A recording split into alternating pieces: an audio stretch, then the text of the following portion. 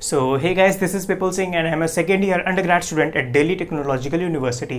तो जैसे कि आप सब जानते हैं कि जैक डेली ने कुछ दिन पहले ही अपनी वेबसाइट पे काउंसलिंग की डेट्स अनाउंस कर दी हैं एंड उसी के साथ साथ उन्होंने एक इन्फॉर्मेशन ब्राउचर भी रिलीज़ किया था जिसमें उन्होंने सारी गाइडलाइंस मेंशन की थी कि इस बार की जेईसी की काउंसलिंग किस किस तरीके से होने वाली है।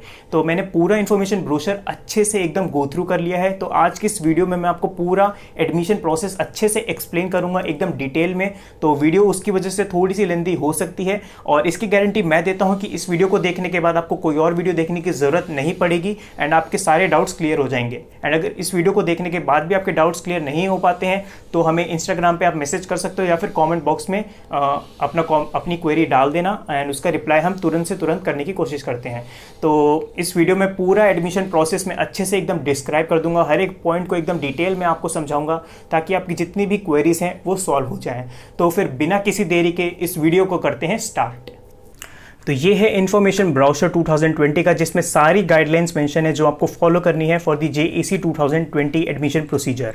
तो सारी जितनी भी गाइडलाइंस है वो 8 चैप्टर्स में डिवाइडेड हैं। तो सबसे पहला चैप्टर में ये बता रखा है कि कौन कौन से कोर्सेज आपको अवेलेबल होंगे for the BTech in these JAC Delhi colleges. उसके बाद कुछ एलिजिबिलिटी कंडीशंस के बारे में बात करेंगे, क्या क्या चीज़ें आपको फुलफिल करनी है अगर आपको इन कॉलेज में एडमिशन लेना है। तो अब तीसरी चीज़ बात करेंगे reservation and distribution of seats की, कितनी % सीट्स रिजर्व कैटेगरी स्टूडेंट्स के लिए डिस्ट्रीब्यूटेड है एंड कौन कौन से डॉक्यूमेंट्स उनको देने हैं अगर वो रिजर्व कैटेगरी से बिलोंग करते हैं। तो इस पार्ट को अच्छे से सुन लेना अगर आप एक रिजर्व कैटेगरी के स्टूडेंट हो, बिकॉज इस पार्ट में सारे मैं आपको अच्छे से चीज़ बताऊंगा कि डॉक्यूमेंट आपको कहाँ से बनवाने होते हैं, कौन कौन से डॉक्यूमेंट्स लगते हैं, उन सब के बारे में यहाँ पे हम डिस्कस करेंगे।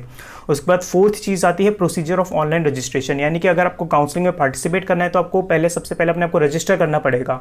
तो इसमें सारी डिटेल्स हैं कि कैसे आपको रजिस्टर करना है, एप्लीकेशन फॉर्म में क्या क्या चीज़ें भरनी है, क्या क्या चीज़ें आपको अपलोड करनी है एप्लीकेशन फॉर्म के अंदर, वो सब चीज़ें इसमें हम डिस्कस करेंगे। उसके बाद बात करेंगे ऑनलाइन काउंसलिंग प्रोसीजर के बारे में, यानी कि आपका जो इस बार काउंसलिंग प्रोसीजर है जो कि पहले ऑफलाइन हुआ करता था, जो कि अब इस बार ऑनलाइन शिफ्ट हो चुका है, वो वर्क कैसे करेगा एंड आपको पार्टिसिपेट कैसे करना है ऑनलाइन काउंसलिंग प्रोसीजर में। देन उसके बाद बात करेंगे फीस स्ट्रक्चर के बारे में, यानी कि इस बार कितनी फीस आपको पे करनी पड़ेगी during the time of admission and कब वो फी पे करनी होती है उसके बारे में डिस्कस करेंगे इस वाले पार्ट में। उसके बाद सबसे मोस्ट इंपॉर्टेंट यानी कि सर्टिफिकेट्स एंड फॉर्मेट्स, कि आपको कौन कौन से सर्टिफिकेट चाहिए उन सब के बारे में डिस्कशन होगा। ये काफ़ी ज़्यादा इंपॉर्टेंट है बिकॉज अगर सर्टिफिकेट में कुछ भी दिक्कत हो गई देन आपके एडमिशन में बहुत ज़्यादा प्रॉब्लम हो सकती है या फिर आपका एडमिशन भी कैंसिल हो सकता है अगर आप प्रॉपर डॉक्यूमेंट फुलफिल ना कर पाओ। तो सारे डॉक्यूमेंट की लिस्ट अच्छे से डिस्कस करेंगे इस वाले पार्ट में, तो इस पार्ट को जरूर से देख लेना आप। तो उसके बाद बात करेंगे अगर आपको IIIT दिल्ली में बोनस पॉइंट्स के थ्रू एडमिशन लेना है तो उसके लिए क्या क्या एलिजिबिलिटी क्राइटेरिया है।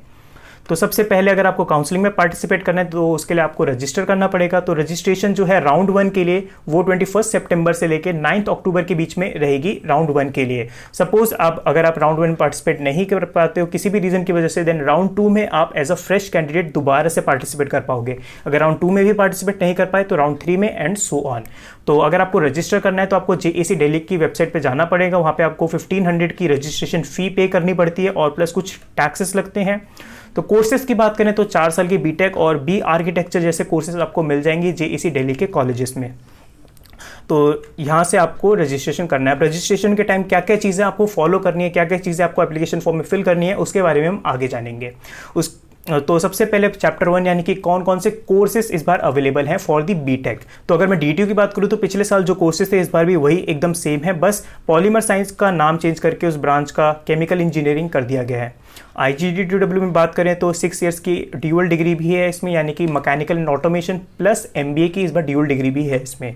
IIIT दिल्ली में वही कंप्यूटर साइंस की सब ब्रांचेस और ECE जैसी ब्रांच। तो जो मेन कॉलेज हाईलाइट में आया है वो है NSUT, क्योंकि इसमें कई सारी नई ब्रांचेस ऐड हुई हैं और 2 नए कैंपसेस इसमें ऐड हुए हैं। ईस्ट कैंपस यानी कि चौधरी ब्रह्म प्रकाश वाला कॉलेज जो कि IPU के अंडर आता था। अगर आपको उस कॉलेज के बारे में जानना है तो उसका भी रिव्यू हमने ऑलरेडी कवर कर रखा है अपने चैनल पे, तो जरूर से चेकआउट आप कर सकते हो। उसके बाद इन्होंने एक वेस्ट कैंपस है, यानी कि वेस्ट कैंपस में आपका शायद अंबेडकर इंस्टीट्यूट आता है, वो भी एक IP कॉलेज का ही था, अब वो NSUT के अब वो NSUT के अंदर आता है। तो कुछ नई ब्रांचेस आई हैं उनके बारे में डिस्कस कर लेते हो। कंप्यूटर साइंस की पहले 2 ही सब ब्रांच थी, यानी कि कंप्यूटर साइंस इंजीनियरिंग और CSAI। तो उसी के साथ साथ इस पर इंक्लूड कर दिया गया है बिग डेटा एनालिटिक्स और डेटा साइंस को। IT में भी इस बार नई सब ब्रांचेस इंक्लूड कर दी गई है, information technology, network and information security, internet of things. ये जो आप स्टार देख रहे हो इनका मतलब है कि ये जो अगर सिंगल स्टार का मतलब है कि ये जो कोर्स है ये आपका ईस्ट कैंपस में अवेलेबल होगा, यानी कि आपको ये ईस्ट ईस्ट कैंपस वाले कॉलेज में आपको एडमिशन लेना पड़ेगा, तब आप इस कोर्स को परस्यू कर पाओगे। और डबल स्टार का मतलब है कि आपको वेस्ट कैंपस यानी कि अम्बेडकर इंस्टीट्यूट वाला है, उसमें आपको एडमिशन लेना पड़ेगा। मेरे ओपिनियन में शायद इन ब्रांचेस की कट ऑफ थोड़ी सी ज़्यादा जा सकती है, बिकॉज ये जो कोर्सेज हैं ये मेन कैंपस के नहीं हैं। तो ये जस्ट मेरा एक ओपिनियन है। यहाँ पे इन्होंने भी लिख रखा है जो सिंगल स्टार है वो ईस्ट कैंपस को रिप्रेजेंट करे, डबल स्टार यानी कि आपको वेस्ट कैंपस में जाके वो प्रोग्राम परस्यू करना पड़ेगा, बट डिग्री आपको NSUT की ही मिलेगी। तो ये एक बेनिफिट है। तो अगर आपको अपने कॉलेज के बारे में अच्छे से जानना है, अगर आपने सोच रखा है कि मेरे को DTU में एडमिशन लेना है, NSUT या IIIT दिल्ली, इन सब के बारे में अगर आपको जैक दिल्ली के कॉलेजेस के बारे में अच्छे से जानना है तो इन्होंने वो भी दे रखा है। इन्होंने हर एक कॉलेज के बारे में दे रखा है। जैसे कि DTU है, इसमें सारी इनकी जो भी फैसिलिटीज़ हैं, क्या क्या फैसिलिटीज़ हैं, क्या रैंक है इनकी, क्या प्लेसमेंट है और कैसी टीचिंग फैकल्टी कैसी है, उन सब के बारे में इसमें सब कुछ लिखा हुआ है। तो अगर आपको किसी भी कॉलेज, इन चारों कॉलेज में से किसी भी कॉलेज में एडमिशन लेना है, देन आप इन सभी कॉलेजेस के बारे में अच्छे से पढ़ सकते हो। DTU के बारे में भी दे रखा है, NSUT के बारे में भी, IIIT दिल्ली के बारे में भी और IGDTUW के बारे में भी। सारी चीज़ें गिवन है इसमें। प्लेसमेंट, फैकल्टी, रिसर्च कैसी है, उसके बेसिस पे आप चूज़ कर सकते हो कि मेरे को किस कॉलेज में एडमिशन लेना है जैक दिल्ली के। अब चैप्टर 2 पे आते हैं, यानी कि एलिजिबिलिटी कंडीशंस के ऊपर, यानी कि आपको बोर्ड्स में कितने नंबर होने चाहिए उनके बारे में अब यहाँ पे हम डिस्कस करेंगे। तो एलिजिबिलिटी क्राइटेरिया, तो सबसे पहले रीजन के बारे में बात कर लेते हैं, यानी कि वही 85% basic information, 85% seat Delhi candidates के लिए है, 15% सीट्स जो है वो आउटसाइड दिल्ली कैंडिडेट्स के लिए होती हैं।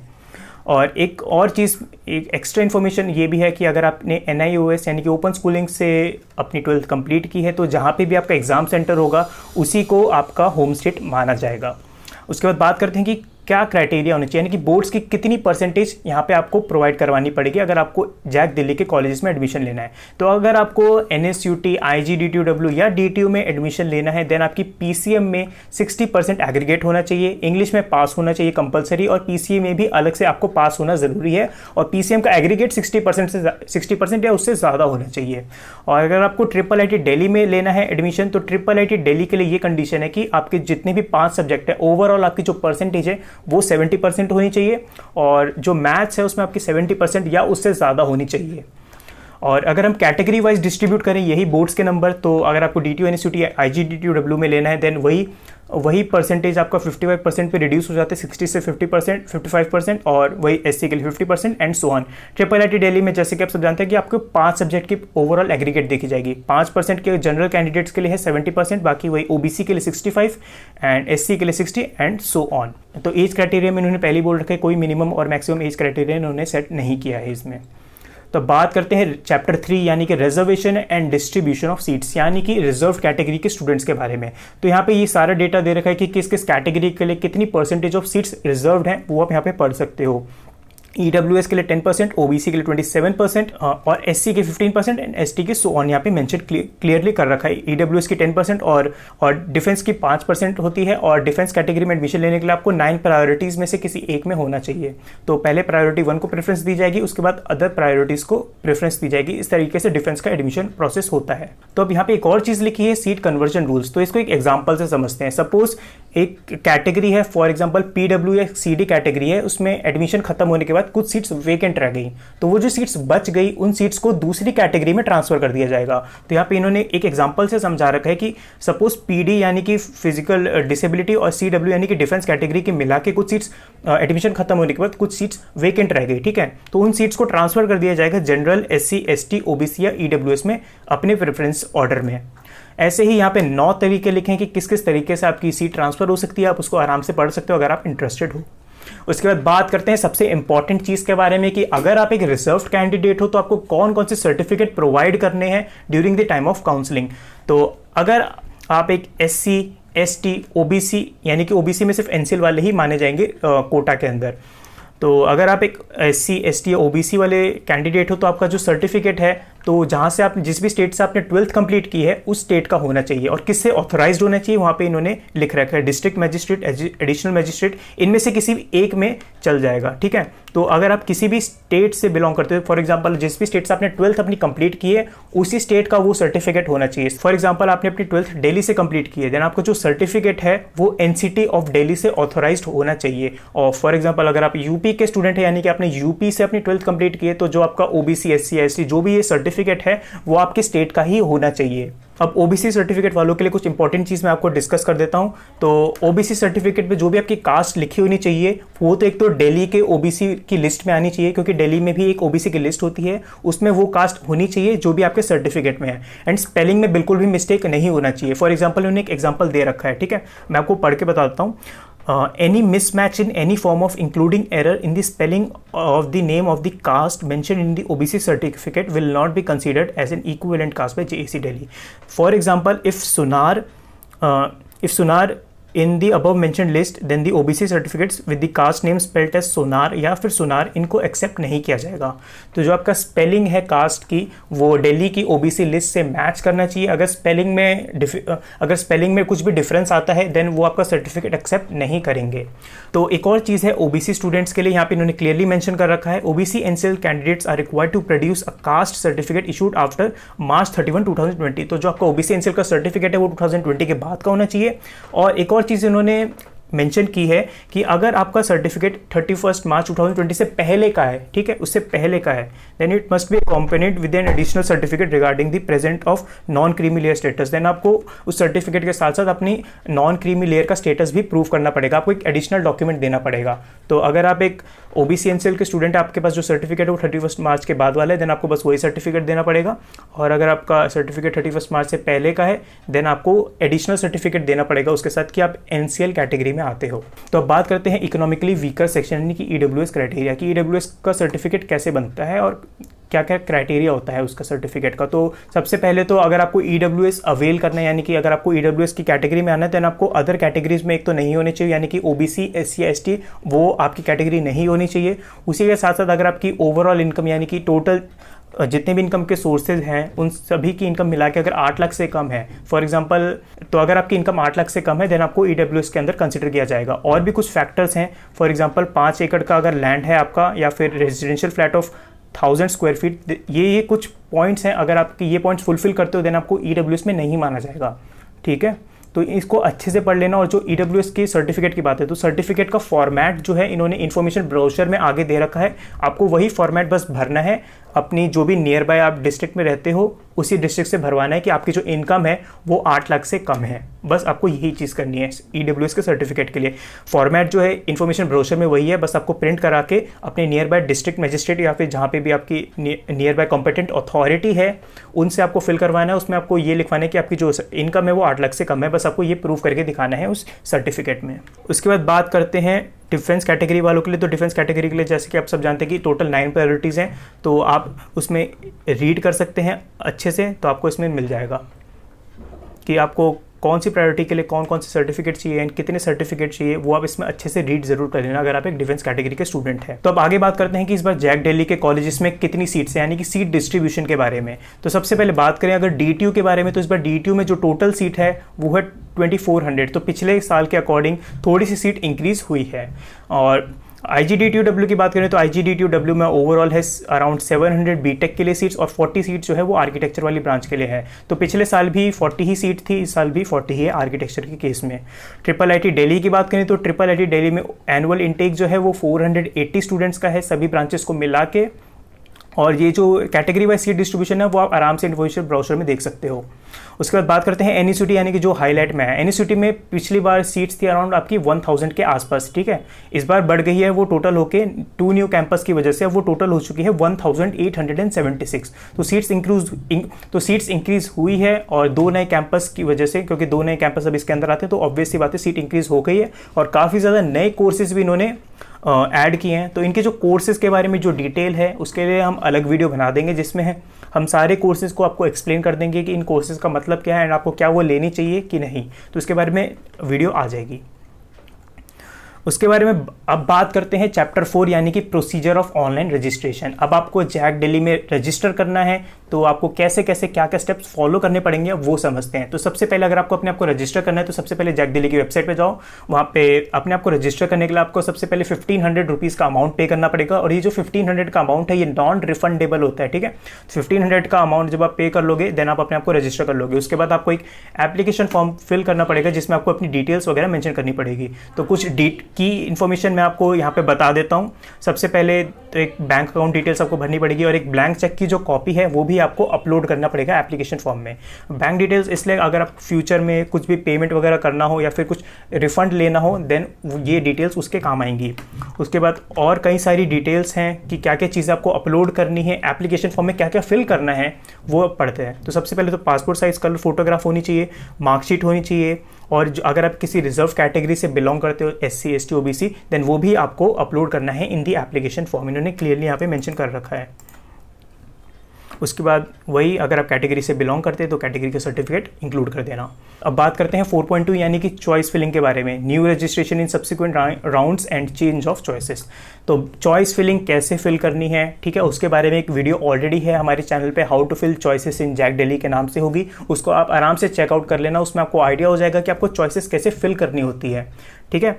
तो अब यहाँ पे जो भी नई नई चीज़ें हैं वो हम यहाँ पे पढ़ लेते हैं। सबसे यहाँ पे लिखा है कि सबसे पहले यहाँ पे लिखा है कि fill maximum number of available choices. तो अगर आप एक बॉय हैं तो जितने भी 3 कॉलेजेस हैं तो जितने भी 3 कॉलेजेस हैं DTU NSU TTIIT दिल्ली, इनकी मैक्सिमम नंबर ऑफ चॉइसेस भरनी है। अगर आपको वो ब्रांच मिले या ना भी मिले, फॉर एग्जांपल अगर आप कंप्यूटर साइंस भर रहे हो, आप जानते हो कि आपको नहीं मिलेगी, स्टिल आपको वो टॉप पे रखना है अगर आपका डिसाइड नहीं इंटरेस्ट कि मेरे को क्या लेना है, ठीक है।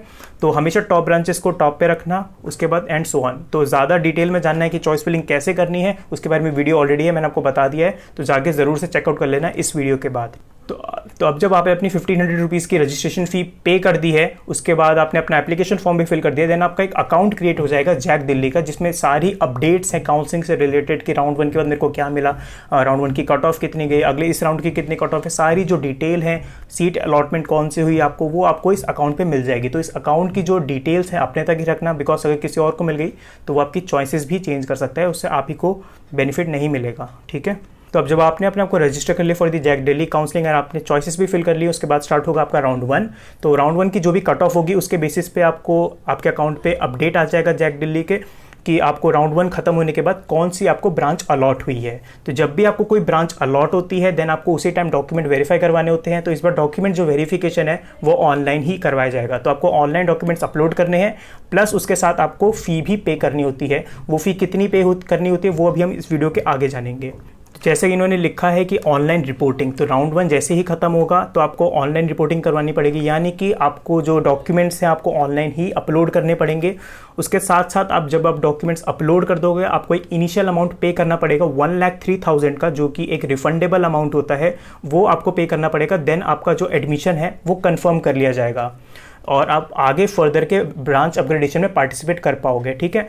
तो इसको इन्होंने कुछ कैटेगरी में भी समझाया हुआ है कि अगर आप एक ऐसे स्टूडेंट हो जिसने फीस पे नहीं की बट डॉक्यूमेंट वेरीफाई करवा दिए, देन आपको आगे की काउंसलिंग में पार्टिसिपेट नहीं किया करवाया जाएगा।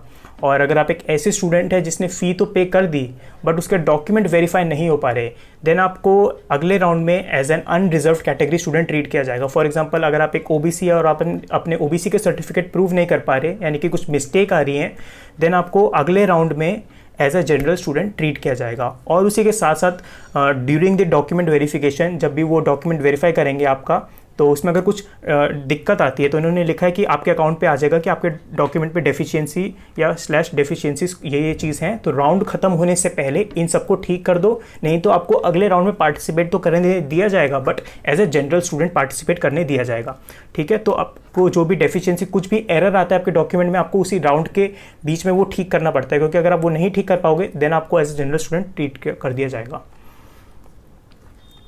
इन्होंने यहाँ पे साफ साफ मेंशन कर रखा है, आप उसको आराम से पढ़ लेना।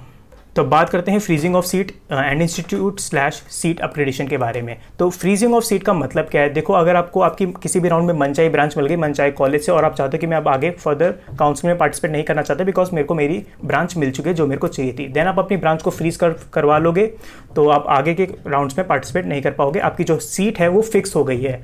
और अगर आप एक ऐसे स्टूडेंट हो जिसको अपनी मनचाही ब्रांच नहीं मिली है और उसने गलती से फ्रीज कर दिया, तो जो आपको अलॉटेड ब्रांच थी वही आपकी परमानेंट ब्रांच रह जाएगी, ठीक है। तो अगर आप एक ऐसे स्टूडेंट हो जिसको लास्ट ब्रांच तक भी अपनी मतलब कि हायर प्रेफरेंस वाली ब्रांच नहीं मिली और आपने उसी ब्रांच में एडमिशन ले लिया, तो कभी भी फ्रीज तो मत करना। बिकॉज पता है क्या होता है, जब भी आप कॉलेज में एडमिशन लोगे ना, तो फर्स्ट सेमेस्टर में आपकी दोबारा से ब्रांच अपग्रेड होगी अगर कोई सीट वैकेंट रह जाती है। और दूसरी चीज़ आपकी जब फर्स्ट ईयर खत्म हो जाएगा उसके बाद दोबारा से पोर्टल खुलता है आपका सीट अपग्रेडेशन का, तो अगर उस टाइम सीट्स वैकेंट रहेंगी किसी भी ब्रांचेस में देन आपको दोबारा कंसिडर किया जाएगा अपग्रेडेशन के लिए। अगर आप फ्रीज कर दोगे लास्ट राउंड में भी तो आपको एलिजिबल नहीं माना जाएगा फॉर दी ब्रांच अपग्रेडेशन, ठीक है। तो अब बात करते हैं सीट अपग्रेडेशन के बारे में। सीट अपग्रेडेशन वर्क कैसे करती है?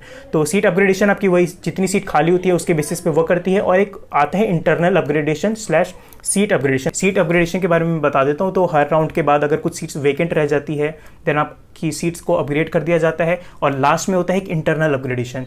तो इंटरनल अपग्रेडेशन वर्क कैसे करता है वो मैं आपको एक बार समझा देता हूँ। तो लास्ट राउंड तक जेईसी कुछ टाइम देता है स्टूडेंट्स को कि जिनको अपनी फीस विड्रॉल करानी है, जिनको अपना काउंसलिंग में पार्टिसिपेट आगे नहीं करना है वो अभी भी छोड़ सकता है। तो जैसे ही कुछ स्टूडेंट अगर अपनी फीस विड्रॉल करा लेते हैं तो उनकी जो अलॉटेड सीट थी वो तो कैंसिल हो जाएगी, तो उसकी जगह एक वैकेंसी क्रिएट हो जाएगी। ऐसे ही कई सारे स्टूडेंट होंगे जो अपनी फीस को विड्रॉल करा लेंगे, और जिन स्टूडेंट्स ने अपनी फीस विड्रॉल नहीं कराई उनकी सीट्स को जो है अपग्रेड कर दिया जाएगा जितनी भी सीट वेकेंट है ऊपर वाली ब्रांचेस में, और उसके बाद जो ओवरऑल सीट्स बचेंगी उनको स्पॉट में पार्टिसिपेट करवा तो उसके बाद जो टोटल सीट्स बचेगी वो स्पॉट राउंड में फिल करवाई जाएंगी।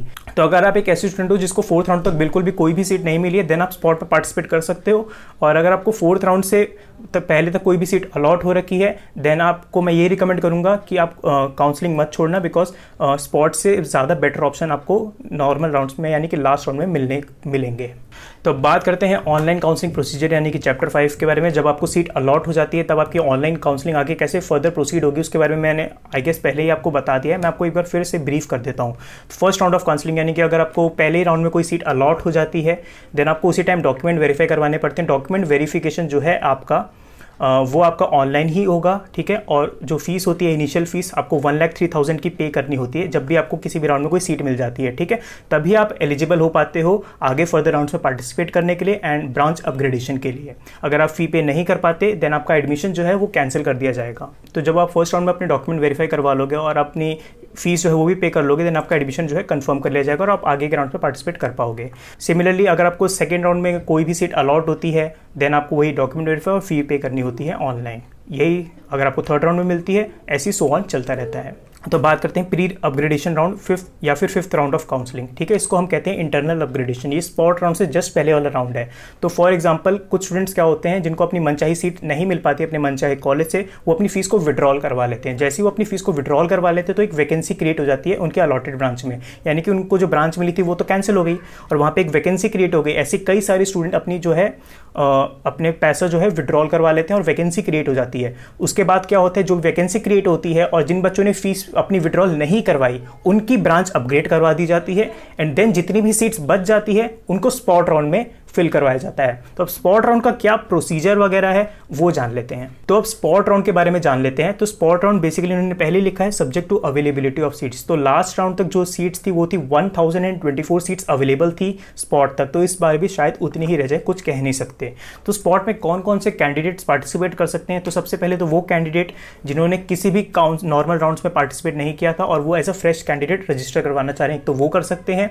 दूसरे वो जिनको नॉर्मल राउंड्स में कोई भी सीट नहीं मिली और वो स्पॉट में पार्टिसिपेट कर रहे हैं, इस टाइप के कैंडिडेट भी पार्टिसिपेट कर सकते हैं। तीसरे वो जिन्होंने काउंसलिंग बीच में ही छोड़ दी या फिर लास्ट राउंड में आते आते अपना पैसा विड्रॉल करा लिया तो वो भी स्पॉट में पार्टिसिपेट कर सकते हैं। अब इसमें एक और चीज़ ये है कि अगर आप एकदम फ्रेश कैंडिडेट हैं जिसने बिल्कुल भी नॉर्मल काउंसलिंग में पार्टिसिपेट नहीं किया तो अगर आपको स्पॉट में रजिस्टर करना है तो आपको 10,000 तो पे करने ही करने होंगे। उसके अलावा आपको जेएसी के रजिस्ट्रेशन चार्जेस भी पे करनी पड़ेगी जो कि है 1500। और उन स्टूडेंट्स के बारे में बात करें जिन्होंने काउंसलिंग बीच में छोड़ दी थी तो उनको बस स्पॉट की ही 10,000 की फीस पे करनी है। दोबारा अपने आपको रजिस्टर कराने की जरूरत नहीं है अलग से जेईसी दिल्ली के अकाउंट पे। तो 10,000 फीस आपको पे करनी होती है। तो अब स्पॉट का क्या क्या प्रोसीजर होता है एडमिशन का मैं आपको वो समझा देता हूँ कि सीट्स मिलती कैसे हैं स्पॉट में। तो ये जो आप 10,000 रुपीज़ फी पे करते हो ये जो है रिफंडेबल होती है, ठीक है। अगर आपको सपोज सीट मिल जाती है स्पॉट में देन आपको उसी टाइम डिमांड ड्राफ्ट देना पड़ता है, ठीक है। कितने का? 93,000 का। तो 93,000 प्लस ये जो 10,000 है उसी में एडजस्ट करके आपकी जो फी है 1,03,000 उसी में एडजस्ट हो जाएगी। अगर स्पॉट के बाद भी आपको कोई सीट नहीं मिलती है तो ये जो 10,000 है ये आपका रिफंड हो जाएगा। तो देखो स्पॉट में सीट्स मतलब कि अलॉट कैसे होती है। पहले तो जिसकी बेटर रैंक है उसको कॉल किया जाएगा कि आपको ये ब्रांच मिल रही है, आपको ये ब्रांच चाहिए कि नहीं। तो अगर वो रिस्पॉन्स नहीं करता है तो उसके नेक्स्ट रैंक वाला देखा जाएगा, उसके नेक्स्ट रैंक वाला एंड सो ऑन। ठीक है, तो इसी वजह से स्पॉट काफ़ी ज़्यादा अनप्रेडिक्टेबल है, कितनी भी रैंक पे कभी कभी 2-3 लाख पे भी कोई ना कोई ब्रांच मिल जाती है, तो इसको हम काफ़ी ज़्यादा अनप्रेडिक्टेबल कहते हैं। तो स्पॉट का आई गेस आपको सब कुछ समझ आ गया होगा। अगर आपको सीट मिलती है देन आपका उसी में फ़ी में एडजस्ट कर दिया जाएगा वो 10,000 का अमाउंट। अगर आपको सीट नहीं मिलती है देन आपका जो अमाउंट है वो रिफंड करवा दिया जाएगा। और एक चीज़ और बताना चाहूँगा, जो आपने स्टार्टिंग में 1,03,000 रिफंडेबल अमाउंट था, अगर आप उसको रिफंड करवा दोगे तो आपका 1-2 दिन के अंदर ही वो पैसा आ जाएगा, बस 1,000 रुपये आपका उसमें कट होगा। तो एट लास्ट आपको सीट भी अलॉट हो चुकी है किसी भी कॉलेज में, आपने जैक दिल्ली के कॉलेज में एडमिशन ले लिया। अब लास्ट में क्या करना है, अब आपको रिपोर्ट करना पड़ेगा इंस्टीट्यूट में, जिस भी इंस्टीट्यूट में आपको सीट मिली है। तो इसको एक बार पढ़ लेते हैं। All provisionally admitted candidates are required to visit the website of allotted institute, यानी कि लास्ट राउंड तक या फिर स्पॉट राउंड में जब आपको फाइनली सीट मिल चुकी है तब आपको क्या करना है, तब एट लास्ट आपको अपने इंस्टीट्यूट पे रिपोर्ट करना है। ठीक है, और एडमिशन जब आप ले लोगे कॉलेज में देन आपको जितनी भी रिमेनिंग फीस है वो आपको पे करनी है। फीस स्ट्रक्चर कितना है उसके बारे में अभी आगे आएगा। ठीक है, तो इन्होंने यहाँ पे क्लियरली मेंशन कर रखा है कि all provisionally admitted candidates are required to visit the website of allotted institute university for physical verification of original documents. यहाँ पे एक सबसे इंपॉर्टेंट बात, जब आप ऑनलाइन अपने डॉक्यूमेंट वेरीफाई करवा लेते हो देन दोबारा जब आप एट लास्ट आपकी सीट अलॉट हो जाती है देन आपको दोबारा एट लास्ट जब आप कॉलेज में फिजिकली रिपोर्ट करोगे आपको दोबारा से डॉक्यूमेंट वेरीफाई करवाने पड़ेंगे वही सेम। ठीक है, देन आपका एडमिशन कंफर्म करवाया जाएगा। मैं इस चीज़ को दोबारा रिपीट कर रहा हूँ, इस चीज़ को ध्यान से सुनना। आपके जो डॉक्यूमेंट वेरिफिकेशन है वो 2 बार होंगे। पहला आपका ऑनलाइन, अगर ऑनलाइन क्लियर हो गया देन आपको एडमिशन आपको जो सीट है आपको अलॉट कर दी जाएगी।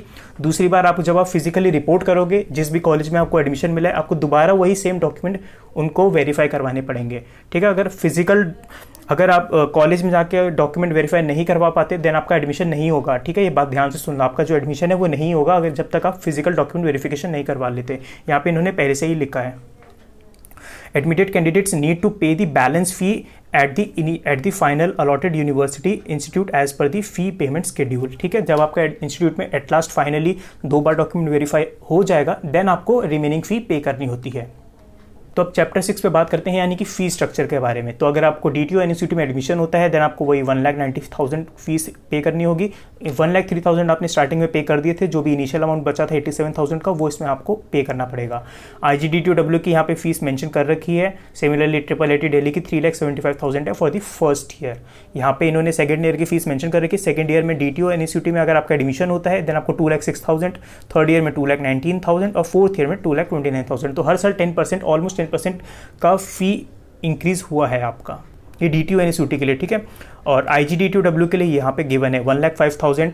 ठीक है, फर्स्ट ईयर का 1,03,000 था, उसके बाद 1,05,000, 1,15,000 और लास्ट ईयर तक आते आते 1,25,000। यहाँ पे सारा फी स्ट्रक्चर आप आराम से पढ़ सकते हो। उसके बाद डिसाइड कर लेना कि आपको अगर फ़ी अफोर्ड कर पाते हो तो किसी भी कॉलेज में जा सकते हो। और फ़ी वेवियर के बारे में भी है इनमें कॉलेजेस में। ठीक है, हर कॉलेज में फ़ी वेवियर स्कीम है। जितने भी कॉलेजेस दिल्ली गवर्नमेंट के अंदर आते हैं, सारे कॉलेजेस दिल्ली गवर्नमेंट के अंदर आते हैं, तो फ़ी वेवियर स्कीम है अवेलेबल उसके। तो अगर आपको अपनी फ़ी रिड्यूस करानी है, वो कैसे करवानी है, क्या क्या प्रोसीजर होता है, उसके बारे में अलग से वीडियो आ जाएगी कि अपनी फ़ी वेवियर में कैसे पार्टिसिपेट करना है ताकि आपकी जो फीस है वो कम हो जाए। ठीक है, बहुत ज़्यादा फीस कम हो जाती है, कभी कभी 100% फीस भी कम होती है बच्चों की। तो अब बात करते हैं कि प्रोसीजर टू पे admission fee at the time of online counselling. तो जितना भी आपको जो फ़ी पे कहाँ पे करनी है, फ़ी तो आपको ऑनलाइन पोर्टल हो रखा होगा। ठीक है, क्रेडिट कार्ड, डेबिट कार्ड किसी से भी पे कर सकते हो। बेसिक इन्फॉर्मेशन है, जिससे भी पे करना है आप यहाँ पे पढ़ सकते हो। ठीक है, अब बात करते हैं withdrawal of allotted seat and refund of fees. Refund के बारे में एक बार मैं आपको क्लियर कर देता हूँ। अगर लास्ट राउंड यानी कि कुछ लास्ट राउंड में वो एक स्पेसिफाइड डेट देते हैं कि अगर आपने इस डेट के बाद अपना पैसा रिफंड नहीं करवाया तो आपको जो अलॉटेड ब्रांच है वो आपकी वही रहेगी। अब अगर आप उसको बीच में छोड़ दोगे देन आपका पैसा रिफंड नहीं करवाया जाएगा। ठीक है, तो अगर एक स्पेसिफाइड डेट से पहले आप अपना रिफंड करवा लेते हो, रिफंड के लिए अप्लाई कर लेते हो, तो 1-2 दिन के अंदर आपका जो पैसा है वो वापस आ जाएगा। ठीक है, 1,03,000 है तो 1,000 रुपये कट जाएगा। इन्होंने यहाँ पे स्पेशली लिखा है 1,000 रुपीज़ विल बी डिडक्टेड। अब बात करते हैं चैप्टर 7 यानी कि सर्टिफिकेट एंड फॉर्मेट्स, जो कि इस वीडियो का सबसे मोस्ट इंपॉर्टेंट पार्ट है। तो यहाँ पे अगर आप एक डिफेंस कैटेगरी के स्टूडेंट हो तो आपको ये सर्टिफिकेट आपको प्रिंट करा के फिल करवाना पड़ेगा अपनी नियर बाय अथॉरिटी से। उसके बाद ये मेडिकल फिटनेस सर्टिफिकेट है। मेडिकल फिटनेस सर्टिफिकेट सभी के लिए, चाहे जनरल हो, OBC हो, SC हो, ST हो, सभी को ये प्रिंट कराना है और एक MBBS सर्टिफाइड डॉक्टर से ही आपको इसको फिल करवाना है। ठीक है, और उसकी जो सील है यानी कि MBBS का जो सील नंबर है वो क्लियरली दिखना चाहिए। ठीक है, तो ये आपको प्रिंट कराना है।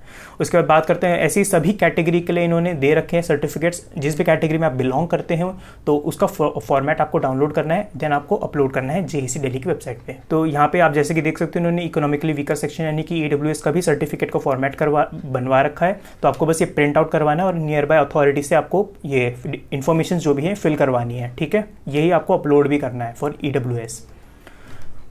ऐसे ही जितनी भी कैटेगरी है सभी के लिए, सिंगल गर्ल चाइल्ड हैं तो उनके लिए भी यहाँ पे दे रखा है एक एफिडेविट, इसको प्रिंट कराना और फिल करना है।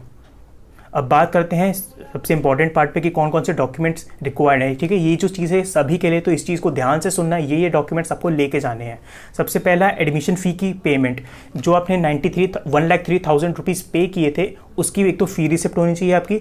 दूसरा आपका जो आपने एप्लीकेशन फॉर्म भरा था उसका प्रिंट आउट और ऐसी सो ऑन। और एक चीज़ और ध्यान रखना, फॉर एग्जांपल आपको राउंड 1 में कोई भी ब्रांच मिल गई और लास्ट राउंड तक आते आते आपकी ब्रांच चेंज हो गई, ठीक है। तो लेटेस्ट वाली जो ब्रांच चेंज हुई है वो वाला एप्लीकेशन फॉर्म डाउनलोड करना, ठीक है, जिसमें आपने लेटेस्ट अपनी चॉइस फिल करी है वो वाला आपको एप्लीकेशन फॉर्म फिल करना है। फॉर एग्जांपल अगर आपको राउंड 1 में सीट मिल गई है देन आपको राउंड 1 में जो आपने चॉइसेस फिल की थी और जो एप्लीकेशन फॉर्म है राउंड 1 वाला आपको अपलोड करना है। लास्ट राउंड में अगर कोई सीट मिलती है तो लास्ट राउंड वाली जितनी भी डिटेल्स हैं आपकी चॉइस फिलिंग वगैरह वो सब आपको अपलोड करना है थ्रू जेईसी, ठीक है, during the time of document verification. ऐसे सिमिलरली यहाँ पे जितने भी डॉक्यूमेंट्स है रिजर्व कैटेगरी के सब एक बार पढ़ लेना। बेसिक डॉक्यूमेंट्स जो सबको देने होते हैं वो यहाँ पे गिवन है, ठीक है, उन सबको अच्छे से रीड आउट कर लेना और कलेक्ट कर लेना अभी से अपने डॉक्यूमेंट्स। तो अब आते हैं इस वीडियो के सबसे लास्ट पार्ट पे। अगर आपको बोनस पॉइंट अवेल करना है एट IIIT दिल्ली देन तो किस किस चीज़ में एक तो अवेल कर सकते हो आप। यहाँ पे आराम से पढ़ो इनको। अगर आपने ओलंपियाड वगैरह दिया है, KVPY दिया है